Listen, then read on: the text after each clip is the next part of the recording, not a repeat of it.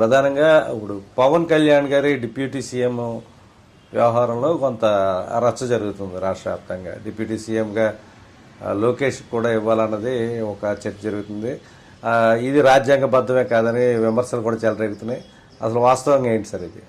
ఇప్పుడు ఒక ఒక కూటమిలో ఉన్నటువంటి ప్రభుత్వం ఈరోజు చంద్రబాబు నాయుడు గారి కూటమి. ఆ కూటమిలో తెలుగుదేశం పార్టీ ప్రధాన అగ్రభాగాన్ని అందిపుచ్చుకుంది. ఆ పార్టీ నుంచి ఉప ముఖ్యమంత్రి ఉండగా ఒక డిమాండ్ దావోస్ వేదికగా బయటకు వచ్చింది.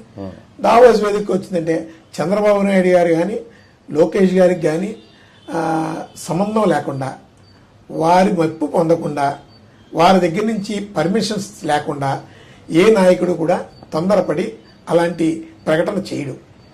సహజంగా చంద్రబాబు నాయుడు గారు పూర్తి స్థాయిలో ఆయన పూర్తి రాజకీయ నాయకుడు, గొప్ప అడ్మినిస్ట్రేటర్ అని కొంతమంది అభిప్రాయం ఉంది కాబట్టి అతను స్వతహాగా అలాంటివేమీ తీసిరాకండి అని ఒక మందలింపులాగా అలా పెట్టారు. అందరూ అన్న తర్వాత అంటే వాళ్ళ పర్పస్ ఏంటంటే ఒక డిప్యూటీ సీఎం అనేది ఖచ్చితంగా పవన్ కళ్యాణ్ అనే వ్యక్తి కరెక్ట్ కాదు అని వాళ్ళ వాళ్ళ అంతర్గతంలో ఒక భావం అయితే వచ్చింది. ఒక డిప్యూటీ సీఎం ఉండగా అదే కూటమిలో ఒక పెద్ద తరహాగా ఉన్నటువంటి ఆ పార్టీలో తెలుగుదేశం పార్టీ నుంచి ఇంకొక వాదన వినిపించిందంటే డిప్యూటీ సీఎం ఇప్పుడున్నటువంటి వ్యక్తికి ఆ పదవికి సూటబుల్ కారు, ఆయన తగరు, మార్పు అనేది జరగాలి అనేది వాళ్ళలో ఒక మైండ్లో వచ్చింది. దానికి అంకురార్పణ చేశారు, అంటే ఒక బీజం వేశారు. అది కాలక్రమంగా సందర్భాన్ని బట్టి వాళ్ళు ఎప్పుడు వాడుకోవాలో వాళ్ళ రాజకీయ అవసరాల ప్రకారం వాళ్ళు వాడుకోగలరు. అది ఖచ్చితంగా అది వాళ్ళకి సంబంధం లేకుండా వచ్చినటువంటి వాదన అయితే కాదు. అంటే అది ఆ టైం వచ్చినప్పుడు అది ఎక్స్ప్లెయిట్ అవుతుంది, ఖచ్చితంగా అవుతుందండి. అంటే ఇప్పుడు ఈ రాజ్యాంగబద్ధం కాదా అన్నది దాని మీద ఏంటి? ఇప్పుడు పవన్ కళ్యాణ్ గారు అనుభవిస్తున్నటువంటిది రాజ్యాంగబద్ధం కాదనేది ఈ భారతదేశంలో మినిమం 10th క్లాస్ చదువుకున్నటువంటి వ్యక్తిని అడిగినా చెప్తారండి. ఎందుకంటే అది కాన్స్టిట్యూషనల్ పోస్ట్ కాదు. First of all constitutional post అవ్వాలి అంటే అసెంబ్లీ తీర్మానం ఉండాలి. అసెంబ్లీ తీర్మానం అయిన తర్వాత ఒక గెజిట్ నోటిఫికేషన్ ఏదో రిలీజ్ చేయాలి. ఇవేమీ పవన్ కళ్యాణ్ గారి దాంట్లో జరగలేదు. యాక్చువల్గా అతను ఫోటో ఫ్రేమ్ని ప్రభుత్వ కార్యాలయాల్లో పెట్టడమే డిప్యూటీ సీఎం హోదాలో అది చాలా చట్టవిరుద్ధం. అంటే ప్రభుత్వాలు సహకరిస్తున్నాయి కాబట్టి చట్టాలను ఎవరూ పట్టించుకోవడం లేదు, చట్టాలని కాళ్ళ కింద తొక్కేస్తున్నారు. ఇప్పుడు అతను డిప్యూటీ సీఎం అని చెప్పడానికి ఏ విధమైనటువంటి అథెంటికేటెడ్ ఆథరైజ్డ్ ఒక కాపీని చూపించమనండి ఆంధ్రప్రదేశ్ ప్రభుత్వాన్ని, ఒక్క copy. You are the deputy CM. అతను మంత్రి హోదాలోనే ప్రమాణ స్వీకారం చేశారు. అందరు మంత్రులతో పాటు ఆయన కూడా ఒక మంత్రి. అంటే జీతభత్యాలు కూడా సమానంగానే ఉంటాయంట. అంటే జీతభత్యాలు ఇప్పుడు పాత సామెత ఒకటి ఉంది, వడ్డించేవాడు మనవాడైతే ఏ బంతిలో కూర్చున్నా ఒకటే అని.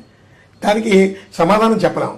జీతభత్యాలు ఎవరికైనా ఇప్పుడు గవర్నమెంట్ అనుకుంటే అందరు మంత్రులాగా వస్తాయి, లేదా సపరేట్గా ఇస్తారండి, ఇస్తారు.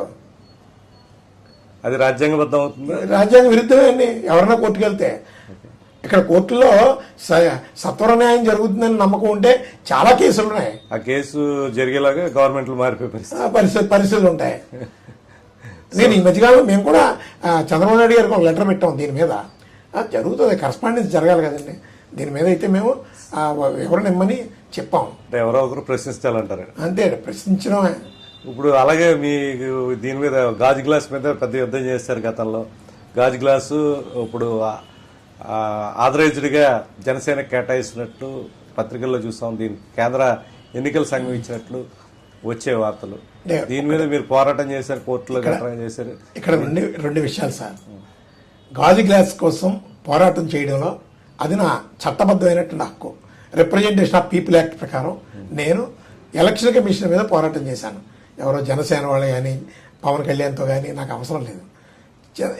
ఎలక్షన్ కమిషన్ అక్కడ తప్పు చేసింది. నా అప్లికేషన్ ముందుంది. నా అప్లికేషన్ని మిస్ప్లేస్ చేసి పవన్ కళ్యాణ్ గారికి ఎందుకో సపోర్ట్ చేశారు బ్యాక్డోర్ మెథడ్స్లో. దాన్ని నేను న్యాయస్థానాన్ని ఆశ్రయించాను. న్యాయస్థానం నాకైతే న్యాయం చేసింది. న్యాయస్థానం ఎందుకంటే అతను పోటీ చేసిన ప్లేస్లో గాజు గ్లాస్ గుర్తు, నేను పోటీ చేసిన ప్లేస్లో గాజు గ్లాస్ గుర్తు. ఎందుకంటే అప్పటికే రికగ్నైజ్డ్ పార్టీ కాదు కాబట్టి అది ఆ పార్టీకి నా పార్టీకి ఒకటే సమానమైనటువంటి అర్హత ఉంది. న్యాయస్థానం న్యాయం చేసింది. కానీ దురదృష్టవశాత్తు ఎన్నికల సంఘం చేసినటువంటి తప్పు మూలంగా ఈ కూటమి ప్రభుత్వంతో కలిసి వచ్చినటువంటి ఒక అదృష్టంతో ఆంధ్రప్రదేశ్లో జనసేన పార్టీకి సర్టెన్ సీట్లు ఓటింగ్ శాతం వచ్చింది కాబట్టి ఎన్నికల సంఘం ముందుగానే జనసేనకి మేలు చేయాలనే ఒక ఆ తాపత్రయంతో ముందు నుంచి ఉన్నారు. ఆ తాపత్రయంతో రావడమే తరువాయి రికగ్నైజేషన్ ఇచ్చేసింది. సరే ఇచ్చింది, అది చట్టబద్ధత ఉందా లేదా అన్నది తర్వాత మేము మళ్ళీ న్యాయపరంగా తేల్చుకుంటాం. మేము ఎలక్షన్ పిటిషన్ కూడా వేసాం కోర్టులో, అది పెండింగు.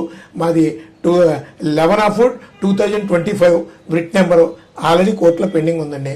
అది అలా ప్రక్కన పెడితే ఈ మధ్యకాలంలో మీరు అన్నట్టు జనసేనకి తెలంగాణలో కూడా గాజు గ్లాస్ గుర్తు ఎన్నికల సంఘం ఇచ్చిందనే ఒక వాదన కొన్ని పత్రికల్లో కూడా ఆ వార్త రాయడం నేను చూశాను. వాస్తవానికి తప్పండి అది. ముందు స్పష్టమైనటువంటి అవగాహనతో ఎన్నికల సంఘం తెలంగాణలో జనసేన పార్టీకి ఎన్నికల గుర్తు ఇవ్వలేదు. స్టేట్ ఎలక్షన్ కమిషన్ వేరు, సెంట్రల్ ఎలక్షన్ కమిషన్ వేరు. స్థానిక సంస్థలకు పోటీ చేయడానికి మాత్రమే స్టేట్ ఎలక్షన్ కమిషన్ కంట్రోల్.